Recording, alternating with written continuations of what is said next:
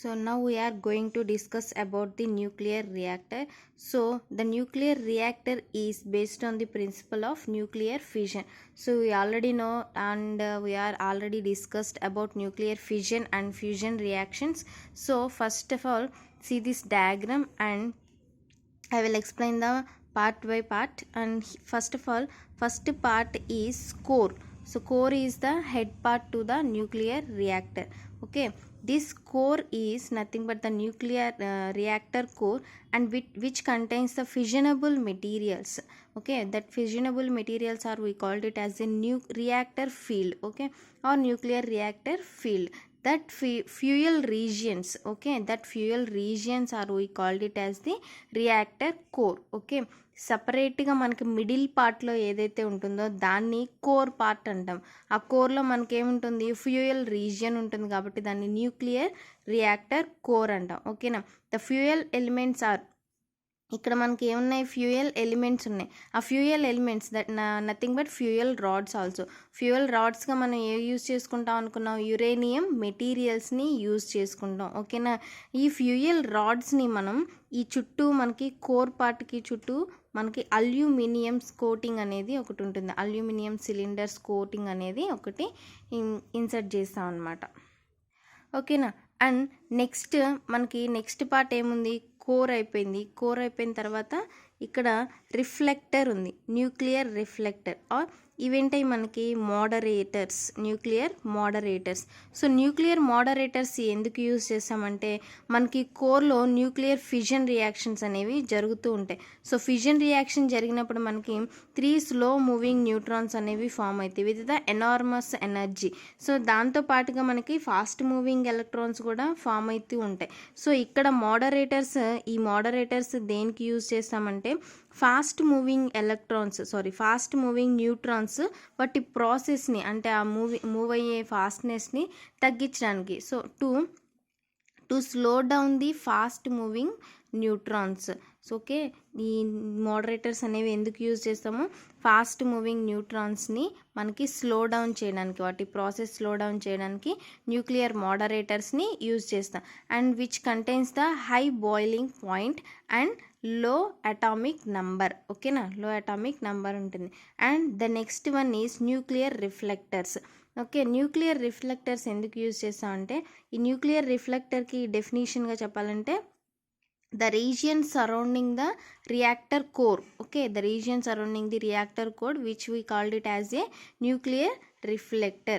Okay, the function of this nuclear reflector is to reflect back some scattering neutrons. Okay, ఇక్కడ neutrons అనేవి మనకి scattering అవుతూ ఉంటాయి moderators నుంచి. ఇక్కడ ఫిజన్ రియాక్షన్స్ జరిగిన తర్వాత ఆ స్కాటరింగ్ జరిగేటప్పుడు కొంత న్యూట్రాన్స్ మాత్రమే మనకి బయటకు వస్తాయి, కొన్ని న్యూట్రాన్స్ రిఫ్లెక్టెడ్ బ్యాక్ అవుతూ ఉంటాయి. సో అందుకని దీనికి రియాక్టర్ రిఫ్లెక్టర్ అంటారు. ఓకేనా, this materials reflector is same as the moderators. So ఇది కూడా మనకి మోడరేటర్స్ లాగే యూజ్ అవుతుంది. ఎందుకంటే మోడరేటర్స్ లాగే ఇక్కడ ఆల్రెడీ ఫాస్ట్ మూవింగ్ ఎలక్ట్రాన్స్ని స్లో డౌన్ చేస్తూ ఉంటుంది. ఇన్ కేస్ రిమైనింగ్ ఏమన్నా ఈ ఇక్కడ మోడరేటర్స్కి ఇన్సిడెంట్ అవ్వకపోతే, ఏంటవి న్యూట్రాన్స్ అనేవి మోడరేటర్స్ వరకు రాకపోతే రిమైనింగ్ ఈ న్యూట్రాన్స్ అన్నీ ఏమవుతాయి, ఈ న్యూక్లియర్ రిఫ్లెక్టర్స్ దగ్గర ఆగిపోతాయి. So some of the neutrons are reflected back to the reactor core function. ఓకేనా, అండ్ అందుకనే moderator and nuclear reflector. So both these two are working as same process. And ఇక్కడ మనకు nuclear moderator అనుకున్నాం కదా, ఈ nuclear మోడరేటర్లో జనరల్గా మనకి ఏమేమి యూజ్ చేస్తారంటే ఆర్డినరీ వాటర్ని యూజ్ చేస్తాము. అంటే ordinary water is general water H2O. And heavy water already మనం ఇంటర్లో చదువుకుంటాం, D2O యూజ్ చేస్తాం. అండ్ గ్రఫైట్ని యూజ్ చేసుకుంటూ ఉంటాం. ఓకేనా, from all these heavy water is the best example for moderator. Okay, moderator. So and next one is మనకి ఏమైపోయింది, core అయిపోయింది, మోడరేటర్ అయిపోయింది, న్యూక్లియర్ రిఫ్లెక్టర్స్ అయిపోయింది. And the next one is shielding.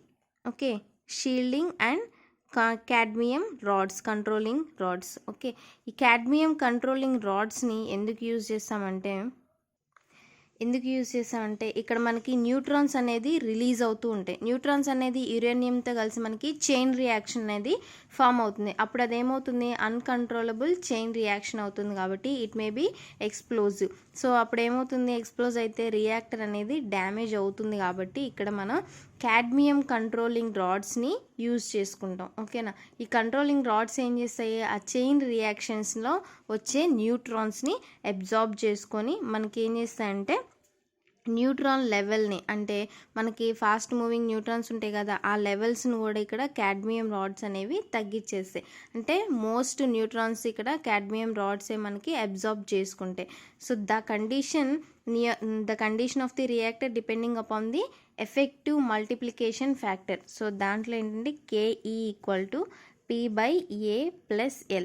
So P అంటే ఏంటంటే production of the neutrons, A అంటే combined rate absorption, L అంటే rate of leakage of the neutrons.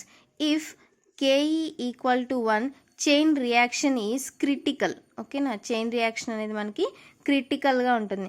అదే if KE is greater than 1 and chain reaction is building up.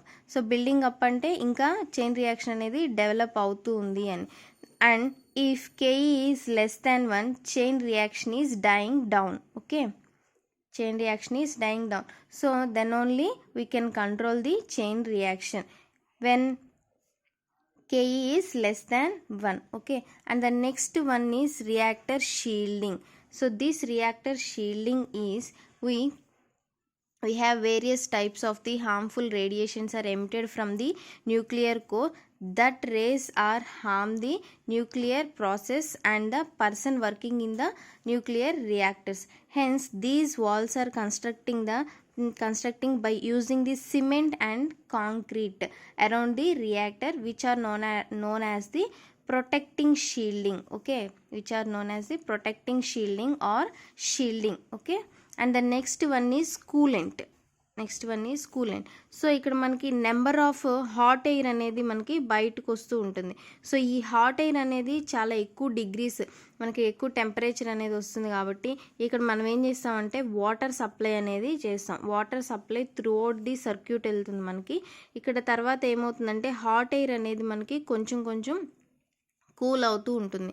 దాని నుంచి next మనకి ఇక్కడ నుంచి హీట్ ఎక్స్చేంజర్ అనేది ఇక్కడ జరుగుతూ ఉంటుంది. హీట్ ఎక్స్చేంజర్ అంటే మనకి బాగా హెవీ హాట్ ఎయిర్స్ అనేవి ఎలా వస్తాయి, ఇక్కడ నుంచి వస్తూ ఉన్నాయి కదా, ఈ హాట్ ఎయిర్స్ అన్నీ మనకి ఏమవుతాయి అంటే స్టీమ్గా ఎక్స్చేంజ్ అవుతుంది. అంటే స్టీమ్ టు ద టర్బైన్స్ అంటున్నాం కదా, స్టీమ్గా ఎక్స్చేంజ్ అయిన తర్వాత ఇక్కడ పెద్ద టర్బైన్స్ అనేవి ఉంచుకుంటాం. ఆ టర్బైన్స్లోకి ఈ స్టీమ్ వెళ్ళిన తర్వాత దీని నుంచి మనం పవర్ జనరేషన్ అనేది జరుగుతుంది. ఓకేనా, పవర్ జనరేషన్ అలా జరుగుతుంది అనమాట. ప్రాసెస్ అంతా జరిగిన తర్వాత లాస్ట్లో మనకి స్టీమ్ నుంచి మనకి పవర్ జనరేషన్ అనేది వస్తుంది. Okay, so next one is uses of nuclear reactor. So uses of nuclear reactor ఏంటంటే సాల్ట్ వాటర్ టు ప్యూర్ వాటర్గా కన్వర్ట్ చేస్తుంది. And next one is produce the radio ఐసోటోప్స్ని ప్రొడ్యూస్ చేస్తుంది. To generate electrical power. So మనం already ఇక్కడ చూసుకున్నాం కదా, to generate the electrical power and to construct the railway tracks and roads in the mountains. Okay, అవి మనకి nuclear reactor uses అనమాట. And next topic is elementary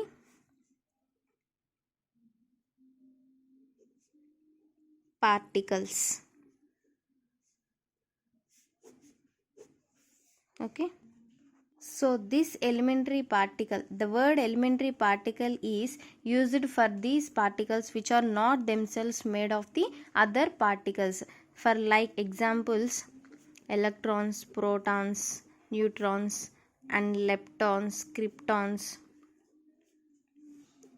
kryptons, mesons, etc. Okay, and the particles is a small localized point objects. And electrons కూడా మనకి స్మాల్గా ఉంటాయి, protons, neutrons same మిగిలినవన్నీ కూడా మనకి small localized point objects. Next elementary particles are described in terms of the mass. Elementary particles అనేవి మనం ఎలా describe చేయొచ్చు అంటే mass, charge, spin, half life, మనం ఆల్రెడీ డిస్కస్ చేసుకున్నాం, half life period, mean life period అని. And decay mode, decay constant, ఇవన్నీ మనం డిస్క్రైబ్ చేసుకున్నాయి. Next fundamental particles are fly at very high speeds. Okay, the fundamental particles ఏవైతే ఉన్నాయో వీటిల్లో కూడా ఆ ఫండమెంటల్ పార్టికల్స్ మనకి హైగా వెరీ స్పీడ్తో మనకి ట్రావెల్ అవుతూ ఉంటాయి. నెక్స్ట్ వీటికి క్లాసిఫికేషన్ ఉంది, ఎలిమెంటరీ పార్టికల్స్ క్లాసిఫికేషన్. సో దీంట్లో మనకి 2 టైప్స్ ఉంటాయి. ఆ 2 టైప్స్లో one is boson, another one is fermion. Okay, so bosons and fermions are the 2 types of the elementary particles. So bosons having the spin 0 or integral. Okay, spin 0 or integral, and which is having 2 types. One is massless bosons, and another one is mesons. Okay, and these bosons are again 2 types. One is photon, photon, h nu, photon energy is h nu. And the next one is gravitons. The gravitons are newly discussed based on the gravitational field. And meson is again 3 types. One is pi meson. Already మనం beta decay చదువుకునేటప్పుడు pi minus, pi plus మీజాన్స్ అని చదువుకున్నాం. అవి ఈ మీజాన్స్ నుంచి వచ్చింది, బోజాన్ particles నుంచి వస్తుంది అది కూడా మనకి. Next pi meson, K meson. Okay, next one eta meson. Okay, ఇది మనకి boson family. And next one is fermion. So fermions are the half integral spins. Half integral spin అంటే మనకు తెలిసేసి equal to half integral spins. And ఇందులో మనకి మళ్ళీ 2 types ఉంటాయి. One is leptons, another one is baryons. Okay, leptons and baryons. Leptons are electron, positron, neutrino and anti-neutrino. These are the leptons family. And the baryon are again classified into 2 types. One is nucleus and another one is hyperons. Okay, this nucleus is again 3 types. In nucleus, how many we have particles? Protons and neutrons. And hyperons are the quark particles. Okay, so first one is boson. Already we know boson is the massless bosons and mesons, and which is having the spin 0 or integral spins. Okay, yeah, and obeys the Bose-Einstein statistics. And boson again classified into 2 types, massless bosons and mesons. And massless bosons are nothing but the photons and gravitons. Photon is nothing but photon అంటే మనం H new energy అనేది emit అవుతూ ఉంటుంది. Hire excited state నుంచి lower excited స్టేట్కి వస్తూ మనకి H new photon అనేది రిలీజ్ అవుతూ ఉంటుంది.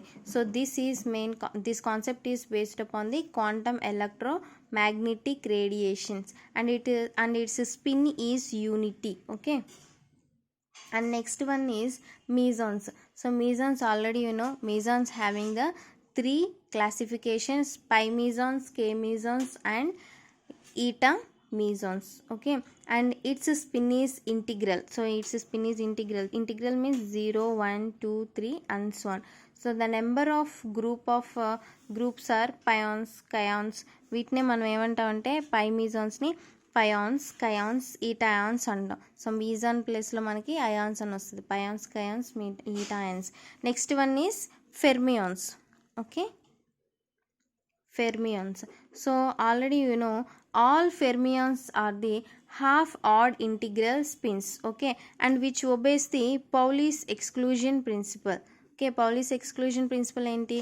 No two or more electrons are not existing in the same electric fields. అంటే ఎట్లా అంటే మనకి ఆల్రెడీ మనకి కాన్ఫిగరేషన్స్ తెలుసు. కాన్ఫిగరేషన్స్లో మనం ఎన్నెన్ని ఉంచగలం? 2 ఎలక్ట్రాన్స్ని మాత్రమే, ఒకటి అప్ స్పిన్ ఉంటుంది, ఒకటి డౌన్ స్పిన్ ఉంటుంది. సేమ్ అలాగే దీన్నే మనం ఏమంటామంటే పౌలీస్ ఎక్స్క్లూజన్ ప్రిన్సిపల్ అంటాం. సేమ్ ఇదే ప్రిన్సిపల్ మనకి ఫెర్మియాన్స్లో ఒబే అవుతుంది. అందుకని దీన్ని ఏమంటామంటే హాఫ్ ఆడ్ ఇంటిగ్రల్ స్పిన్స్ అంటాం.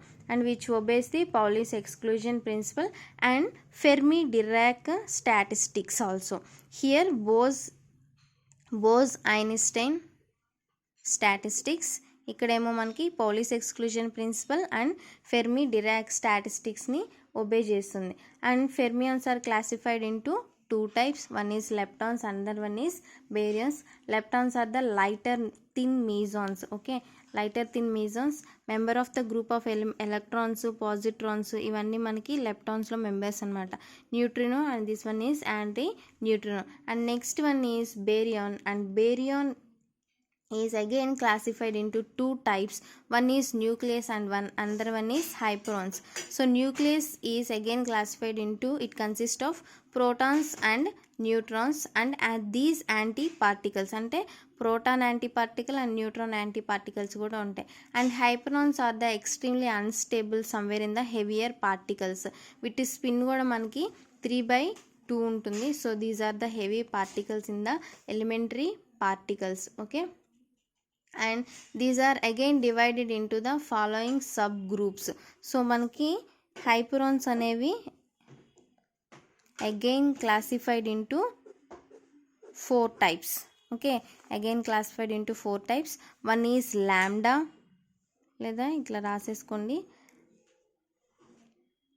One is lambda hyperons, another one is sigma hyperons, another one is omega hyperons, another one is cascade hyperons.